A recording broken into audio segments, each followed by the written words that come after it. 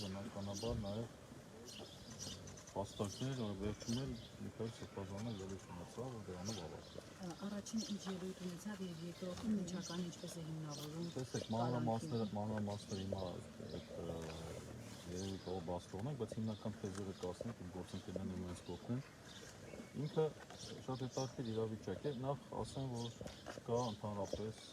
իրականում չկա հանցագործ։ Ինչու չկա հանցագործում, որովհետև այդ հոդվածը ինչի մեջ մեղադրում է Սրբազանին, ինքը ասում է բռնության կոչերը, որը ուղղված է իշխանությունը զավթելու կամ սահմանադրական կարգը փոխելու։ Հիմա նայեք, սահմանադրական դատանը 2008 թվականին որոշում ունի կայացրած, որով բացել է, թե ինչ է նշանակում դա։ Եվ այդ որոշմամբ հստակ սահմանել է, որ պետք է այդ կոչերը նախ լինեն բռնության, երկրորդ պետք է լինեն իրական, երրորդ պետք է ուրեմն պարունակեն կոնկրետ գործողություն կատարելու նախապատրաստություն, կազմակերպչական եւ նմանատիպ պայմաններ։ Այսինքն անհասցե, որ նույնիսկ հիմա ես ասեմ, ես ուզում եմ իշխանությունը զավթել, այս անհասցե կոչը, որքանով է որ ես դա ասեմ, որը հետևանք չի տալու։ Մյուս հարցը, տեսեք, Սրբազանը 2023 թվականին էլ է խոսել դրա մասին, ընդ որում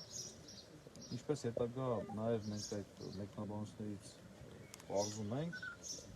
Սրբազանը պատմում է պատերազմի ժամանակ ինչ-որ իրողության մասին, ասում պատերազմի ժամանակ ես ասել եմ այսպես, որ պետք է ռազմական հեղաշրջում լինի եւ այլ եւ այլ։ Այսինքն խոսում է ինչ-որ բանի մասին, ոչ թե կոչ ա, այլ պատմում է ինչ-որ բանի մասին։ Եվ դրա հետ կապված երևի արդեն համացանցը տեղյակ եք, Դանիել Իոնիսյանը ինքն է հաղորդում ներկայացրել Սրբազանի նկատմամբ քրեական հետապնդում իրականացնելու համար։ Ինչևից է իր հաղորդման հիման վրա պարզվում է ընթացքում, որ նաև օպեր լիազորել է ոստիկանության նմանատիպ հաղորդում ներկայացած եղել։ Իրենք քրեական վարույթ չեն նախաձեռնել, համաձայն որ չկա այդ հանցագործը։ Ուղղակի տեսակետը կարծիք է։ Հիմա այս պահին ստացվում է, այդ նույնը հիմա է կատարվում։ 2024 թվականի այդ նույն թեմայի հետ կապված Սրբազանը կրկին խոսել է։ Եվ 2024 թվականից նոր հիմա են դա համարել, որ պետք է հիմա քրեական հետապնդում սկսել։ Մենք դա որակեցինք որպես պատժիչ գործողություն։ Ակնհայտ է, որ Սրբազանի, այսպես ասեմ, քննադատական կեցվածքը չի բավարարում վարչապետին եւ նրա հրահանգով, որովհետեւ այս ընթացքում, եթե հիշում եք, մի քանի երևի 30 րոպեով մեջ 4 հատ ստատուս գրեց։ Ու կալանքին վերաբերվող, ընդհանրապես Սրբազանին վերաբերող եւ ակնհայտ է, որ այստեղ մենք ունենք ուղղված մի վիճակ։ Դատավորի հետ կապված, ինչպես գիտեք, դատավորը փաստաբանների շրջանում ունի վատ համբավ կալանքների տրման առումով, երկու անգամ բացակ հայտնվեց,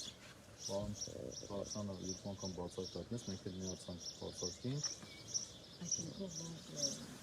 Տարբեր հիմնավորումներ, նաև սխալներ գտնվեց, բացակներ հայտնվեց, իհարկե մերժվեց, միջնորդներն եղան մերժվեց, ինչով է, չգիտեմ, որքանով որ մեր պաշտպանական թիմը կարողացավ ասում, ոնց որ թե ինչ-որ բանի, ինչ-որ բան պատի մեջ ինչ-որ ճակ տեսանք, հիմա չգիտեմ դա ոնց կդրսևորվի, 1.5 ժամ հետո կհասկանանք։ Որոշումը կես ժամից է հրապարակվել։ 8:30 քննչականը ինչպես է հիմնավորում, որ պետք է անպայման ընտրել ծայրահեղ միջոց խափանման միջոց։ Այդ հարցերն են տվել, այդ հարցերը տրվել են, ինչու հենց ամենածանր խափանի միջոցը, ինչու օրինակ ոչ սա ոչ նա, վերջը գործում եք Սրբազանի հետ։ Պատասխանները շաբլոնային են, գրել ենք, ավելացնելու բան չունի։ Այսինքն որ ազատության մեջ կխոչընդոտի, կթաքնվի, հա։ Չէ, թիմքերը պարոն Սարգսյան Իրենք ասում են, որ կթաքնվի քննություններից, նոր հանցանք կատարի եւ կխոչընդոտի գազի քննությունը։ Բայց եթե անգամ օրինակ կոչ դիտարկենք, դրան հետևողներ չեն եղել, չէ՞։ Այսինքն բայց եթե ընդունենք, որ դա իբր թե հանցանք է, իրենք մտածում են, որ նորից այդ արտահայտությունը կարող է կատարել, բայց դա խնդիրը ինչու՞մ է։ Տեսեք, դատախազության կոլեգիայի որոշում կա 2018 թվականին, երբ դատախազի ղեկավարության, որ կոլեգիան որոշել է եւ հանձնարարել է բոլոր դատախազներին, որ միջին ծանրության հանցագործությունները, որոնք մինչև 5 տարի ազատազրկում են նախատեսվում, կալանք խափանամիջոցը բացառապես են դեպքերում միջնորդություն ներկայացնել դատային, եթե անձը արդեն իսկ ակտվել է կամ խոչընդոտել է կամ նոր հանցանք կատարել։ Սա այդ հորվածն է։ Դա միջին ծանոթության հանցագործությունը մինչև մի տարի նախատեսել։ Հետո այդ հարցը իրենք տալիս են ինչի, իրենք չեն կարողանում պատասխանել եւ հարց են տալիս, եթե կոլեգիայի որոշումը ձեր համար պարտադիր է։ Եվ դուք ինչի եք սրբազանի նկատմամբ խտրական վերաբերմունք դրսևորում, որովհետեւ պատասխան չկա։ Հաջորդ երբ որ ասում ենք քաշնի, ասում են հրապարակումը կար արդեն ամսի 26-ից սոցիալական վարույթի նախաձեռնել։ Կարող է քաշնել, այո կարող է, քաշնելը չի քաշնել։ Երբ որ եկած վեհարան, փորձեցիք ձերբակալել, ժողովուրդը թույլ չտվեց, հետո ինքը նստեց մեքենան, նորից թույլ չտվեց, հետո նորից երկրորդ անգամ իր ապարների բացակայությամբ, երրորդ անգամ ոտքով։ Հիմա ինքնական եկավ։ Տրամաբանությունը ո՞րն է, որ այս պայն ունեն հնարավորություն չթաքնվեց, հիմա որ ազատացել է, չթաքնվեց, որովհետեւ պատասխան չկա։ Ասում ենք լավ, ինչի պետք է նոր հանցանք կատարել, ասում են դե քանի որ ինքը շրջանցել է օրենքով նախատեսված աշտիկները ոչ արել, այսինքն ասում են եթե դու խախտել ես օրենքը, հանցագործում ես, իհարկե արել, նորից կանես, սա բացարձակ աբսուրդ մոտեցում է, որտեղ չի կարող տես լինի, որ եթե դու մեղադրվում ես հանցանքի մեջ, դեռևս ամբողջ ես, մենք ասում ենք, դե որ մեղադրվում ես, ուրեմն նորից կարող է կատարես։ Եվ երրորդը, երբ որ ասում ենք խոչընդոտել, ուրեմն սա բացառիկ գործ է, երբ որ օբյեկտիվ ապացույց է գործում, այս քրեական գործի քննությունը ավարտվել է։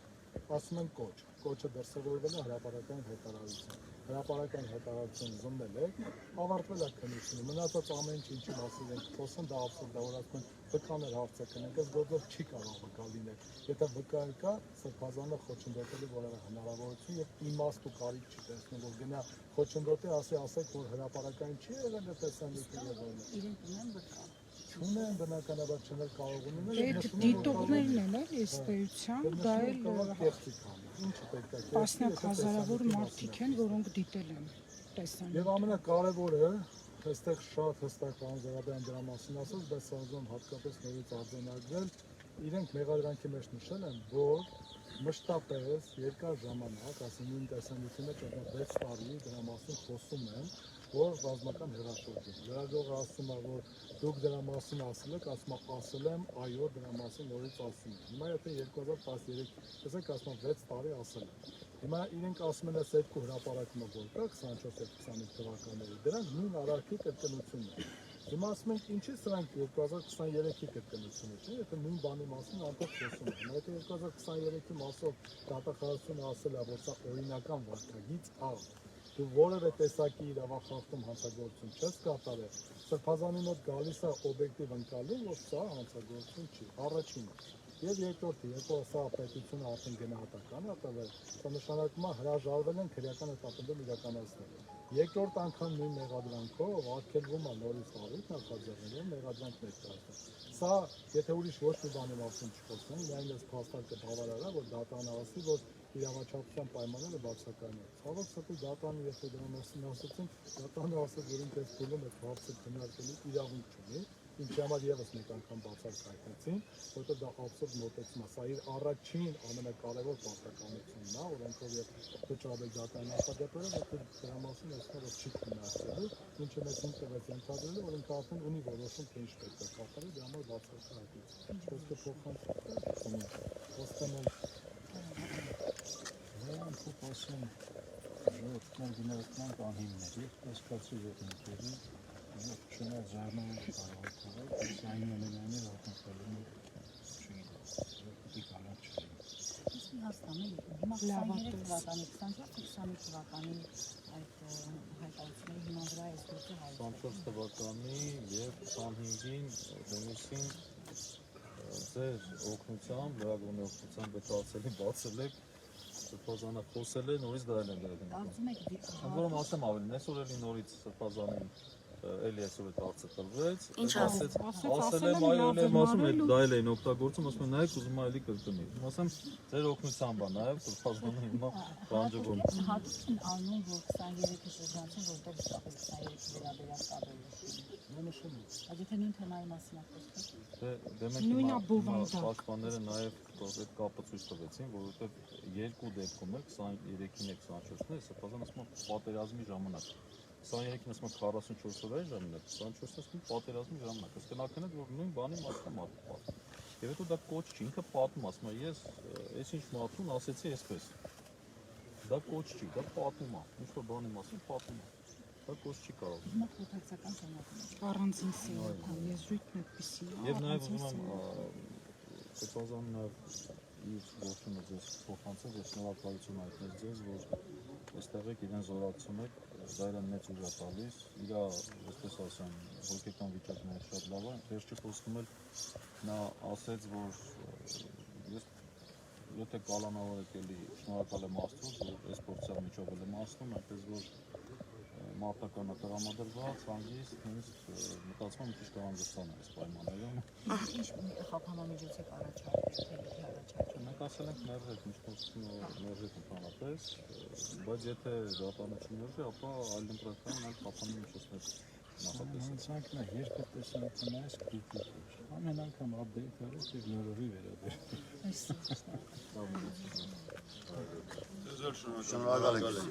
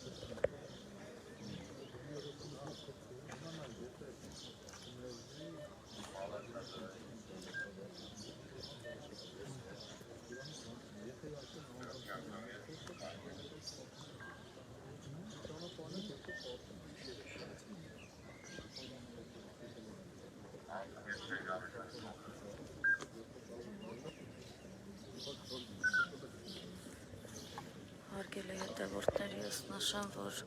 Սրբազան Աճապայանի խափանամիջոց կալանքի հարցով որոշումը կհրապարակվի 1.5 ժամից, քիչ առաջ դրա պաշտպաններն էին խոսում, մեծ ակնկալիքներ դատարանի որոշումից չունեն, քանի որ գիտեք, միջնորդությունը քննող դատավորը Մասիս Մելքոնյանն է, 2 անգամ նրան բացարկի միջնորդություն են ներկայացրել, բայց այն չի ընդունվել։